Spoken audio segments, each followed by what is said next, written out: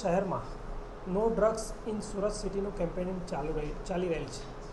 સુરત શહેરના નવનિયુક્ત police commissioner Shri Gehlot સાહેબની સૂચના મુજબ સુરતમાં જ્યાં પણ ડ્રગ્સ કે ડ્રગ્સ પેડલર કે ડ્રગ્સની કોઈ પણ ગેરકાયદેસરની જે પ્રવૃત્તિ થાય છે તે માટે વોચ કરવા અમને મોટિવેટ કરેલા, જેના ભાગરૂપે ઝોન 4 શ્રી વિજયસિંહ ગુર્જર સાહેબના સ્ટ્રાઇકિંગ ફોર્સના તથા એલસીબીના માણસોએ જગ્યાએ સબજેલની ગલીમાં વોચ કરતા એક પેડલર 1.43 ગ્રામ ડ્રગ સાથે પકડાયેલ છે, જેની કિંમત 14,300 છે.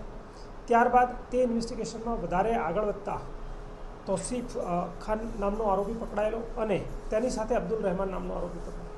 તે લોકો જ્યાંથી ડ્રગ લાવેલા હતા તેમાં મોહમ્મદ ચાંદ ઉર્ફે મોહમ્મદ અબીદનું નામ ખુલતા તેને પણ ગઈ રાતે પકડવામાં આવેલો હતો, જેમાં તેની પાસેથી 3.43 ગ્રામ એમડી પકડવામાં આવેલું હતું, જેની બંનેની કુલ કિંમત અંદાજિત 50,000 રૂપિયા થાય છે. આ ઉપરાંત 4 મોબાઈલ, રોકડ તેમજ વ્હીકલને કબજે કરતા કુલ્લે 2,37,690નો મુદ્દામાલ કબજે કરેલ છે અને NDPS એક્ટ મુજબ પીઆઈ ખટોદરાએ આગળની તપાસ હાથ ધરેલ છે અને તેઓ વિરુદ્ધ કાયદેસરની કાર્યવાહી કરવામાં આવેલ છે.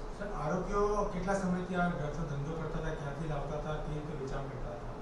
જી, હાલના તબક્કે મૂળ આરોપી જે પકડાયેલો હતો તોસીફ ખાન, એણે મોહમ્મદ ચાંદનું નામ લીધેલ, જેના કારણે મોહમ્મદ ચાંદની ધરપકડ કરવામાં આવેલ છે.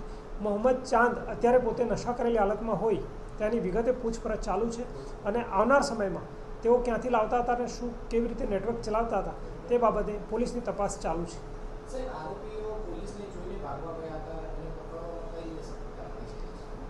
જી, કોઈ પણ ગુનાહિત કૃત્ય કરનાર વ્યક્તિ હંમેશા પોલીસની હાજરીથી ગભરાયેલો જ રહેતો હોય છે. જે મુજબ જ્યારે પોલીસની હાજરી તેમને દેખાઈ ત્યારે તેઓએ નાસવાનો પ્રયત્ન કરેલ, પરંતુ પોલીસની સતર્કતા અને ચારે બાજુ ગોઠવેલા વોચના કારણે આરોપીને પકડવામાં પોલીસ સફળ રહેલ છે.